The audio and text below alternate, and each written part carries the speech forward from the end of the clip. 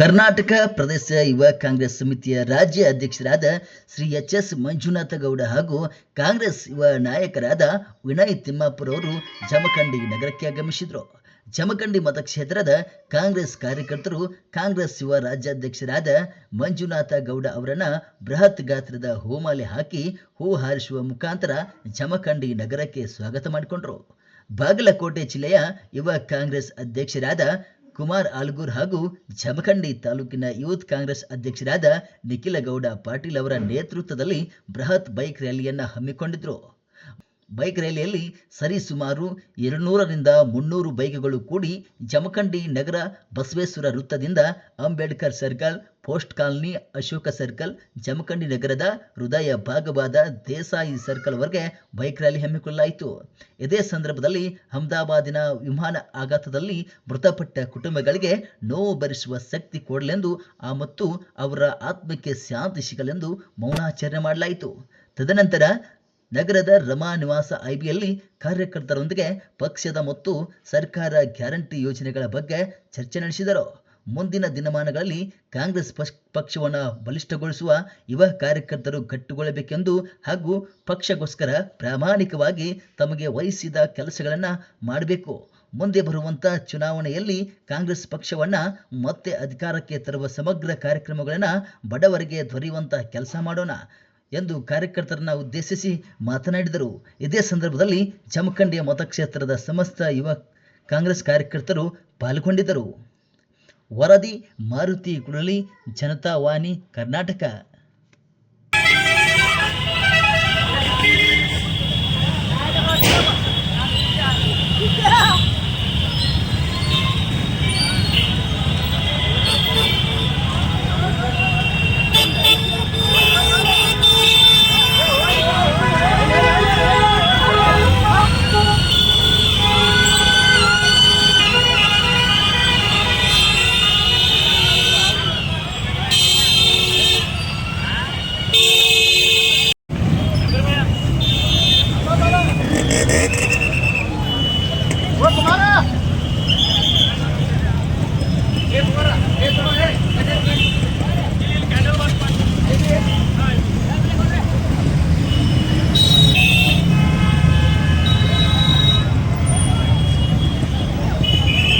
ದುರ್ಘಟನೆಯನ್ನು ಇಡೀ ದೇಶ ಶೋಕಾಚರಣೆಯನ್ನು ಮಾಡ್ತಾ ಇದ್ದೇವೆ. ನಾವು ಯುವ ಕಾಂಗ್ರೆಸ್ಸು ಕೂಡ ನಿನ್ನೆ ನಮ್ಮ ಇದ್ದಂಥ ಪ್ರೋಗ್ರಾಮನ್ನು ಮೊಟಕುಗೊಳಿಸಿದ್ವಿ. ಗುಲ್ಬರ್ಗದಲ್ಲಿ ಕಾರ್ಯಕಾರಿಣಿಯನ್ನು ಸ್ಥಗಿತಗೊಳಿಸಿದ್ವಿ. ಇವತ್ತು ಬಾಗಲಕೋಟೆಗೆ ನಾವು ಬಂದಂಥ ಸಂದರ್ಭದಲ್ಲಿ ಅವರ ಯಾರು ಆ ವಿಮಾನ ಅಪಘಾತದಲ್ಲಿ ಮೃತಪಟ್ಟಿದ್ದಾರೆ ಅವ್ರಿಗೆಲ್ಲ ಆತ್ಮಕ್ಕೆ ಶಾಂತಿ ಸಿಗಲಿ ಅಂತೇಳಿ ಬಾಗಲಕೋಟೆ ಎಲ್ಲ ಯುವ ಬಂಧುಗಳು ಒಂದು ಶ್ರದ್ಧಾಂಜಲಿ ಕಾರ್ಯಕ್ರಮವನ್ನು ಹಮ್ಮಿಕೊಂಡಿದ್ದಾರೆ. ಈ ರೀತಿ ಘಟನೆ ಆಗಬಾರ್ದಿತ್ತು. ಏರ್ ಇಂಡಿಯಾ ಫ್ಲೈಟ್ ಈ ರೀತಿ ದುರ್ಘಟನೆ ಆಗಿರೋಂಥದ್ದು ದೇಶಕ್ಕೆ ಒಂದು ನಷ್ಟವನ್ನು ತಂದುಕೊಂಡಿದೆ. ನಮ್ಮ ಜನರು ತೀರ್ಕೊಂಡಿದ್ದಾರೆ. ಇದು ಈ ರೀತಿ ಆಗಬಾರ್ದು. ಮತ್ತೆ ಈ ರೀತಿ ಆಗಿರೋಂಥ ರೀತಿಯಲ್ಲಿ ನಮ್ಮ ಎಲ್ಲ ದೇಶದ ಏರ್ಲೈನ್ಸ್ಗಳು ಕೇರ್ ಮಾಡಬೇಕು ಅಂತ ಹೇಳ್ತಾ, ಯಾರು ಆ ಅಪಘಾತದಲ್ಲಿ ತೀರ್ಕೊಂಡಿದ್ದಾರೆ ಅವರಿಗೆ ಮನಸ್ಸಿಗೆ ಅವರ ಆತ್ಮಕ್ಕೆ ಶಾಂತಿ ಸಿಗಲಿ, ಕುಟುಂಬಕ್ಕೆ ಒಂದು ಶಕ್ತಿ ಕೊಡಲಿ, ದೇವರು ಆ ಒಂದು ನೋವನ್ನು ಮರೆಯುವಂಥ ಶಕ್ತಿ ಕೊಡಲಿ ಅಂತ ಕೇಳ್ಕೊತಾ ಎಲ್ಲರೂ ಕೂಡ ಒಂದು 2 ನಿಮಿಷ ಮೌನಾಚರಣೆಯನ್ನು ಮಾಡೋಣ. ಉತ್ತರ ಕರ್ನಾಟಕದ ಒಂದು ರಾಜ್ಯ ಪ್ರವಾಸವನ್ನು ಪಕ್ಷ ಸಂಘಟನೆಗಾಗಿ, ಪಕ್ಷ ಬಲವರ್ಧನೆಗಾಗಿ ಇವತ್ತು ಕಾಲಿಗೆ ಚಕ್ರವನ್ನು ಕಟ್ಟಿಕೊಂಡು ಇವತ್ತು ನಮ್ಮೆಲ್ಲರ ನೆಚ್ಚಿನ ನಾಯಕರು, ಕರ್ನಾಟಕದ ಭವಿಷ್ಯದ ಯುವ ನಾಯಕರಾದಂಥ ಎಚ್.ಎಸ್. ಮಂಜುನಾಥ ಗೌಡ ಅವರು, ಹಾಗೆ ನಮ್ಮ ಕರ್ನಾಟಕದ ಯುವ ಕಾಂಗ್ರೆಸ್ ಉಸ್ತುವಾರಿಗಳಾದಂಥ ನಿಗಮ್ ಭಂಡಾರಿಜಿ ಅವರು, ಹಾಗೆ ನಮ್ಮ ಈ ಭಾಗದ ನೆಚ್ಚಿನ ಯುವ ನಾಯಕರಾದಂಥ ವಿನಯ್ ತಿಮ್ಮಾಪುರ ಅವರು, ಹಾಗೂ ಕರ್ನಾಟಕ ರಾಜ್ಯ ಯುವ ಕಾಂಗ್ರೆಸ್ ಉಪಾಧ್ಯಕ್ಷರಾದಂಥ ಅಬ್ದುಲ್ ದೇಸಾಯಿ ಅವರು, ಹಾಗೆ ನಮ್ಮ ಬಾಗಲಕೋಟೆ ಯುವ ಕಾಂಗ್ರೆಸ್ ಉಸ್ತುವಾರಿಗಳಾದಂಥ ದೀಪಕ ಶಿವಣ್ಣ ಅವರು, ಹಾಗೆ ಅನೇಕ ಇವತ್ತು ನಮ್ಮ ಯುವ ನಾಯಕರು ಈ ಒಂದು ಬೀದರ್ ಆಗಿರಲಿ, ಕಲಬುರಗಿ, ಬಿಜಾಪುರ, ಬಾಗಲಕೋಟೆ ಈ ಥರನಾಗಿ ಉತ್ತರ ಕರ್ನಾಟಕ ಪ್ರವಾಸವನ್ನು ಇವತ್ತಿನ ದಿನ ಹಮ್ಮಿಕೊಂಡು ನಾಳೆ ದಿನ ಬಾಗಲಕೋಟೆಯಲ್ಲಿ ಒಂದು ಯುವ ಕಾಂಗ್ರೆಸ್ ಜಿಲ್ಲಾ ಕಾರ್ಯಕಾರಿಣಿ ಸಭೆಯನ್ನು ಕರೆದಿದ್ದು, ಆ ಒಂದು ಯಾತ್ರೆಯ ಪರವಾಗಿ ಇವತ್ತು ವಿಜಯಪುರದಿಂದ ನಮ್ಮ ಜಮಖಂಡಿ ಮತಕ್ಷೇತ್ರಕ್ಕೆ ನಮ್ಮ ಕರೆಗೆ ಹೋಗೊಟ್ಟು ಇವತ್ತು ನಾವು ಅವರನ್ನು ಬೈಕ್ ರ್ಯಾಲಿ ಮಾಡುವ ಮುಖಾಂತರ ನಮ್ಮ ಸಕ್ಕರೆ ನಾಡಿಗೆ ಜಮಖಂಡಿಗೆ ಅವರನ್ನು ಭವ್ಯವಾಗಿ ಸ್ವಾಗತವನ್ನು ಮಾಡಿಕೊಂಡಿದ್ದೀವಿ. ಹಾಗೆ ನಮ್ಮ ರಾಜ್ಯಾಧ್ಯಕ್ಷರು ನಮಗೆಲ್ಲ ಹೇಳಿದರು, ಇಲ್ಲ ಗುಜರಾತ್ನ ಅಹಮದಾಬಾದ್ನಲ್ಲಿ ಈ ರೀತಿ ಘಟನೆ ಆಗಿದೆ, ಎಷ್ಟೋ ಜನರ ಜೀವಗಳು ಹೋಗಿದೆ, ಆ ಒಂದು ಕಾರಣಕ್ಕೆ ಅತಿ ವಿಜೃಂಭಣೆಯಿಂದ ಈ ಕಾರ್ಯಕ್ರಮವನ್ನು ಮಾಡಕ್ಕೆ ಹೋಗಬೇಡಿ. ಆ ಒಂದು ನಿಟ್ಟಿನಲ್ಲಿ ಅಲ್ಲಿ ಮಡಿದಂಥ ಜನರಿಗೆ ನಾವೆಲ್ಲ ಶ್ರದ್ಧಾಂಜಲಿ ಸಲ್ಲಿಸೋಣ.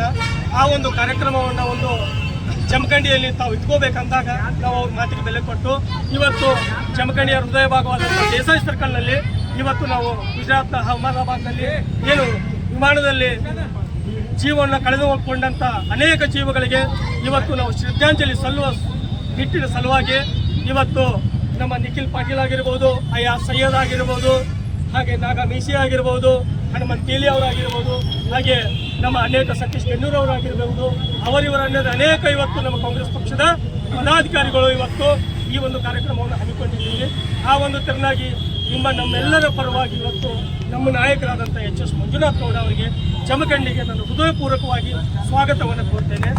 23ನೇ ಚುನಾವಣೆಯಲ್ಲಿ ಯುವ ಕಾಂಗ್ರೆಸ್ನ ಪಾತ್ರ ಬಹು ಮುಖ್ಯವಾಗಿತ್ತು ಅಂತೇಳಿ ನಾನು ಭಾವಿಸ್ತೇನೆ. ಯಾಕಂದ್ರೆ ಪ್ರತಿ ಕ್ಷೇತ್ರದಲ್ಲೂ ಸಹ ಯುವಕರಿಂದ ಏನಿಲ್ಲ ಅಂದ್ರೂ ಹೆಚ್ಚಿನ ಮತಗಳು ನಮ್ಮ ಪಕ್ಷಕ್ಕೆ ಈ ಬಾರಿ ಬಿದ್ದಿದ್ದಾರೆ. ಬಾಗಲಕೋಟೆ ಜಿಲ್ಲೆಯಲ್ಲಿ 7 ಕ್ಷೇತ್ರದಲ್ಲಿ 5 ಕ್ಷೇತ್ರವನ್ನು ನಾವು ಗೆದ್ದಿದ್ದೇವೆ. ಜಮಖಂಡಿನೂ ಕೂಡ ಗೆಲ್ಲಬೇಕಾಯಿತು. ಕೇವಲ 60 ಮತಗಳಿಂದ ನಾವು ಸೋಲನ್ನು ಕಾಣಬೇಕಾಗಿದೆ. ಹಾಗಾಗಿ ಬಹಳ ಒಂದು ವಿಸ್ತಾರವಾಗಿ ನಮ್ಮ ಹಿರಿಯರು ಎಲ್ಲ ವಿಚಾರಗಳನ್ನು ಹೇಳಿದರು. ಬೆಳಗಾದ್ರೆ ನಮ್ಮ ಮಾಧ್ಯಮಗಳಂತೂ ಸೋಲ್ಡ್ ಔಟ್ ಆಗಿಬಿಟ್ಟಿದ್ದಾರೆ. ಏನಿದ್ರು ಮೋದಿ ಫೋಟೋ ತೋರಿಸೋದು, ಅಮಿತ್ ಶಾ ಅವರು ತೋರಿಸೋದು, ನೈಜ ಘಟನೆಗಳನ್ನ ತಿರುಚಿ ಜನರ ಮನಸ್ಸಿಗೆ ಒಂದು ಹುಚ್ಚು ಕಲ್ಪನೆ ಹುಟ್ಟಿಸುವಂತ ಒಂದು ಕೆಲಸ ಇವತ್ತಾಗ್ತಿದೆ. ಹಾಗಾಗಿ ನಾವು ಇವತ್ತು ಎಚ್ಚೆತ್ತುಕೊಂಡು ಅದರ ವಿರುದ್ಧ ಯುವ ಕಾಂಗ್ರೆಸ್ ಅತ್ಯಂತ ಶಿಸ್ತಿನಿಂದ ಹೋರಾಟ ಮಾಡಬೇಕಂತೇಳಿ ಹೇಳ್ತಾ, ಮತ್ತು ನಮ್ಮ ಅಧ್ಯಕ್ಷರ ಬಗ್ಗೆ ಹೇಳೋದಾದ್ರೆ, ಅವರು ಒಬ್ಬ ಸಾಮಾನ್ಯ ಕುಟುಂಬದಿಂದ ಇವತ್ತು ಬಂದು ಒಂದು NSUA ಸಂಘಟನೆಯಿಂದ ರಾಜ್ಯದ ಅಧ್ಯಕ್ಷರಾಗಿ 2 ಬಾರಿ ಆಯ್ಕೆಯಾಗಿ, ಅದಾದ ನಂತರ ಯುವ ಕಾಂಗ್ರೆಸ್ಗೆ ಬಂದು ರಾಜ್ಯದ ಉಪಾಧ್ಯಕ್ಷರಾಗಿ ಕೆಲಸ ಮಾಡಿ ತದನಂತರ ಇವಾಗ ಅಧ್ಯಕ್ಷರಾಗಿದ್ದಾರೆ. ಅಧ್ಯಕ್ಷರಾದ ತಕ್ಷಣ ಮೊಟ್ಟ ಮೊದಲ ಬಾರಿಗೆ ಉತ್ತರ ಕರ್ನಾಟಕನೇ ಅವರು ಒಂದು ಪ್ರವಾಸ ಕಾರ್ಯಕ್ರಮ ಹೊಂದಿದ್ದಾರೆ. ಅವರಿಗೆಲ್ಲರಿಗೂ ನಮ್ಮ ಬಾಗಲಕೋಟೆ ಜಿಲ್ಲೆಯ ಯುವ ಕಾಂಗ್ರೆಸ್ ವತಿಯಿಂದ ನಾನು ಧನ್ಯವಾದಗಳು. ಅದೇ ರೀತಿಯಾಗಿ ಸರ್ಕಾರ ಬಂದು 2 ವರ್ಷ ಆಗಿದೆ. ನಾವು ಹೇಳಿರ್ತಕ್ಕಂಥ ಗ್ಯಾರಂಟಿಗಳು, ಪ್ರತಿ ಮನೆಗೆ ಮುಟ್ಟತಕ್ಕಂಥ ಗ್ಯಾರಂಟಿಗಳು ನಮ್ಮ ಸಿದ್ದರಾಮಯ್ಯ ಸಾಹೇಬರು ಹಾಗೂ DK ಶಿವಕುಮಾರ್ ಸಾಹೇಬರು ನೀಡ್ತಾ ಇದ್ದಾರೆ.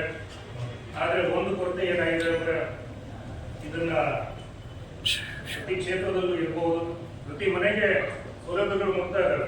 ಆದರೆ ನಾಯಕರಿಂದ ಓಡಾಡ್ತಕ್ಕಂಥ ಕಾರ್ಯಕರ್ತರಿಗೆ ಕೆಲಸಗಳಾಗ್ತಾ ಇಲ್ಲ ಅಂತ ಹೇಳಿ ನಮ್ಮಲ್ಲಿ ಕೇಳಿ ಬರ್ತಾ ಇದೆ. ನಮ್ಮ ಮೂಲ ಕ್ಷೇತ್ರ ಅಷ್ಟೇ ಅಲ್ಲ, ನಮ್ಮ ಹೋಗೋದೆಲ್ಲನೂ ನಾವು MLA ಆಯ್ಕೆ ಮಾಡಿದ್ದೀವಿ, ನಮಗೇನು ಕೆಲಸ ಸಿಗ್ತಾ ಇಲ್ಲ ಅಂತೇಳಿ ಅದೊಂದು ಕೊರತೆ ಇದೆ.